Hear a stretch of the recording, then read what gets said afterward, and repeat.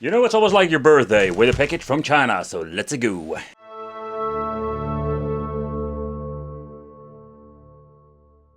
So welcome back to the channel. It's awesome that you're tuning in. In this video I just wanted to do a chit chat regarding these particular mini PCs. They're very high powered devices and have a very nice high quality. I did full reviews, but I just wanted to do a chit chat with you guys about how is the overall emulation performance, because this is absolutely a beautiful quality product. And that is something I just want to basically also discuss in this, and what are the difference between the two of them. But first, let's take a close look at this tiny box. Let's do a quick overview and what are we actually getting of old school games. Yeah, Outrun 2006 is one of those great examples, but take into consideration these games are absolutely not very demanding for the machine like this. Race for the top position.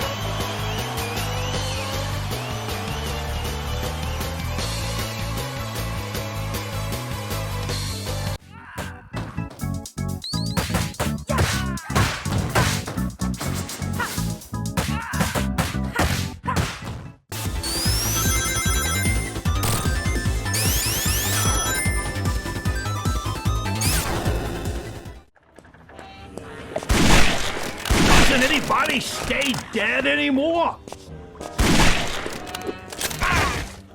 When it comes to indie games or just basic racing games, mini motor racing can be played on many different old school hardware.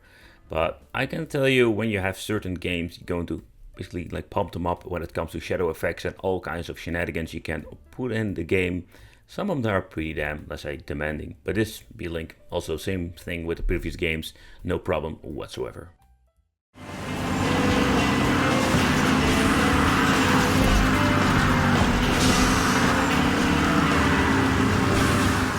So when it comes to God of War, it's absolutely one of those games. I was flabbergasted to see that it actually runs on the original graphics settings. But take consideration, if you want to enjoy God of War fully, you just need to get yourself a dedicated GPU, because this game is very difficult to play. But again, surprisingly, it runs pretty good.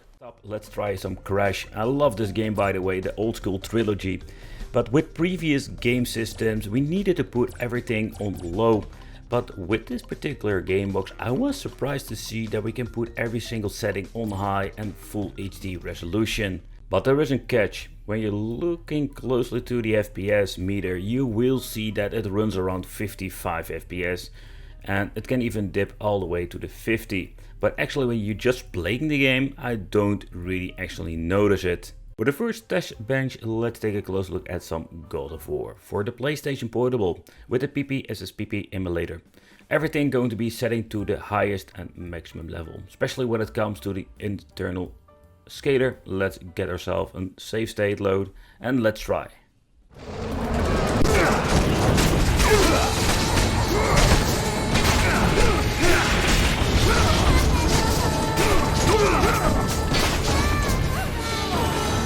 If you're going to deep dive into the PlayStation 2 emulator, with a device like this we can actually run it on higher resolution without any problem. And we do have an absolutely overall cool PlayStation 2 performance. And of course PlayStation 3 emulation. And I can tell you, if you're going to deep dive into this, first of all, the loading times are so fast when it comes to actually loading the game itself. Take him down.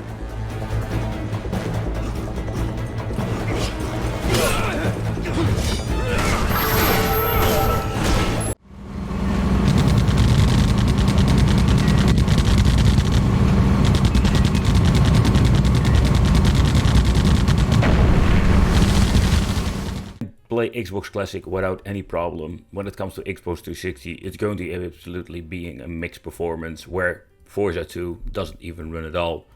So a little bit of a bummer, but we're not there yet when it comes to, in my opinion, Xbox 360 emulation and mini PCs. Where we do get amazing performance, I love myself GameCube and F-Zero GX. Of course, it's also a great game to benchmark, but this game runs perfectly without any problems when it comes to 4K internal resolution. Absolutely not, this game looks amazing, and it's very exciting to see that we're actually having a tiny mini PC that can play these games without any hassle. You got boost power!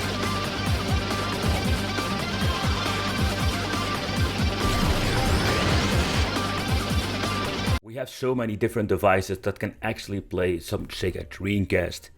But when it comes to this mini PC, we can put everything on the highest setting. Internal resolution can even upscale to 4K. It's absolutely nuts. And that is what we're going to find with a PC like this. Depending on what kind of platform you want to play, but if you want to get into Sega Dreamcast, I think a combination with the Rhythm emulator, it's going to be absolutely a lot of fun. The GTR is just absolutely a beautiful device. It's slightly bigger, of course in different price tag, but let's chit chat about this particular product. The processor we're getting is the 7840HS. Comes with the graphics AMD Radeon 780M.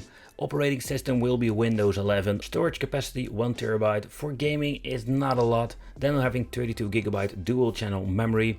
Communication Wi-Fi 6. And we have even the option to add ourselves a dual M2 PC Express 4.0, so that's pretty damn awesome. First game I wanted to check out is Cyberpunk, a very demanding game. Now I've noticed it has been optimized quite well, and on a mini PC it's even a freaking miracle that we can get it running for 60 FPS.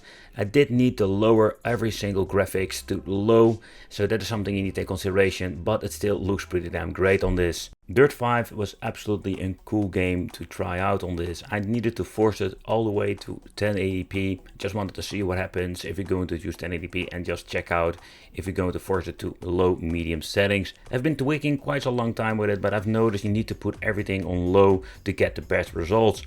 Noticing is like we can have like a very cool stable frame rate. I did manage to get a little bit of an, let's say 50-ish if I'm having like medium graphics, so you need to play around with it, but it's actually pretty damn cool. It still looks amazing, and I find it very fascinating to see that the game runs pretty damn nice on this Beelink GTR. Where we can actually play AAA games on a mini PC is just amazing. Of course we have some limitations. For me, I'm just going to mainly play indie games on a Beelink GTR. But also those games can be quite, let's say, surprisingly difficult to run. Of course the game you're seeing here, Handhelds, is not a very demanding game and can be played on old mini PCs. But mainly when you're looking at most of these games, think about the new generation. Hades is one of those that are surprisingly quite difficult to play on a cheap device. And there we do need a little bit of more power than with your typical indie game. Quickly, I just want to discuss the emulation part. With a device like this, we don't have any, let's say, big limitations we had with cheaper devices. Loading times with Castlevania on PlayStation 3 were very significant faster than my cheap mini PCs I've reviewed. So there was such a big improvement when it comes to the overall performance, when it comes to emulation. Here a quick overview of a couple of games. Think about PlayStation 2, PlayStation Portable, but also PlayStation 3.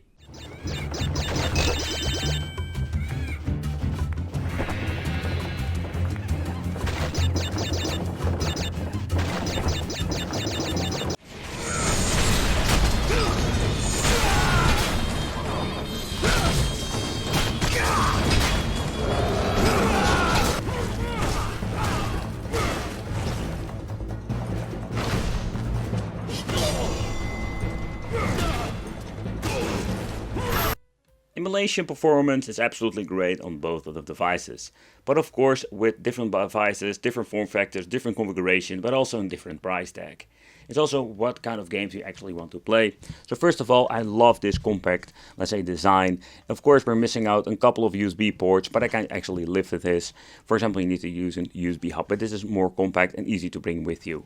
But if you just want to have, let's say, a mini device that you don't need to bring with you every single day, you have like a limited space. This particular GT product is absolutely, or the GTR it's also called, it's just a great product with a very like overall nice configuration. It even has like an upgraded bottom plate for extra, let's say, intake. This is just a very nice looking device.